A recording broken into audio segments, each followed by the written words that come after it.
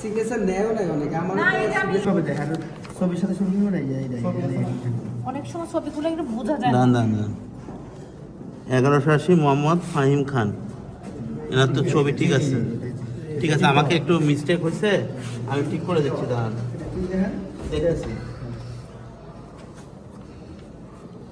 ফাহিম খান আমাদের না না, একই নামে দুই ব্যক্তি থাকতে পারে ভাইয়া। ফাহিম খান একটাই গ্রামে আছে রে। এমন তো মহিলা কেন্দ্র হয়েছে এমন হয় অনেক সময় দুই একটা, এটা ওই যে অনেক সময় নামে নামে ইয়ে থাকে। ফাহিম খান না, এক নামে দুইজন ব্যক্তি থাকলে এরকম হয়।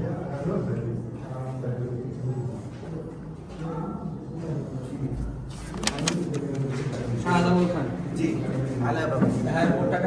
কিভাবে আমি জানি কি করছি।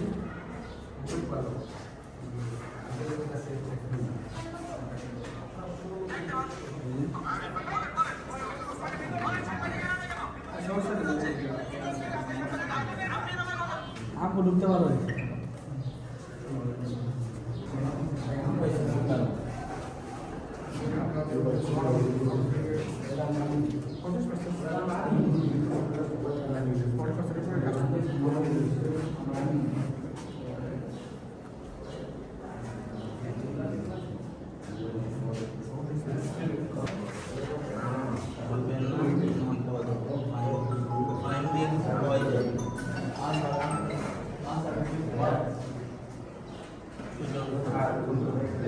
এই ব্যক্তির নাম 1180 তো, এই যে দেখেন আপনাদেরকে দেখাই দুইজনের ছবি 95% মিল। চুল দেখেন তো, এটা চুল না, দেখি নাম হচ্ছে, ওনার নাম হচ্ছে সুজন খান আর তার নাম ফাহিম খান। কিভাবে মিলে ভোট দিছে? খালি থাকতো তাহলে এটা আমরা বুঝতে পারতাম। সুজন কাটা ভোট দিছি। আচ্ছা ঠিক আছে, আরো দেখতেছি, আপনি একটু দাঁড়ান। এই দুইজনের ছবি একরকম তো, ছবি একরকম খালি একটু বুঝা নিতে পারে। এটা তো সুজন কাটা বুঝে যাওয়ার কোনো প্রশ্ন ওঠে না। দিয়ে দিচ্ছেন অন্য এক জায়গায়, ওনাকে ভোট দিতে হবে এবং উনি ভোট দিবে, এটা আমি প্রিজাইডিং হিসাবে বললাম। পূর্ণ নাগরিক অধিকার এবং উনি ভোট দিবেন, কিন্তু কথা হলো ভুল করে ফেলছেন। এখন আমাকে দেখতে দেন যে ফাহিম নামে আর কেউ আসছে কিনা। আমাদের এলাকায় ফাহিমই একটা। তা আমাকে দেখতে দেন, আমি তো নতুন। ওনার ভোট দিতে দিবেন আপনারা, ওনার হাতে নাই অমোচনশীল কালি, আপনারা তাকে ভোট দিতে দিচ্ছেন না।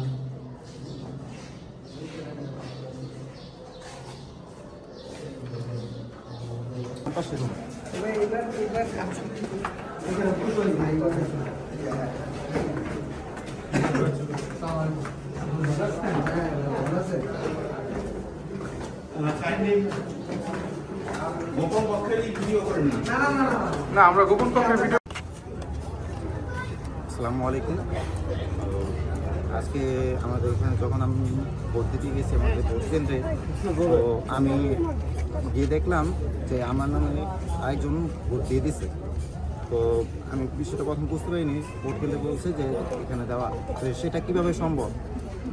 কারণ আমি তো এখানে ভোট দিইনি, তো সেটা কীভাবে সম্ভব হলো? তো আমি আবার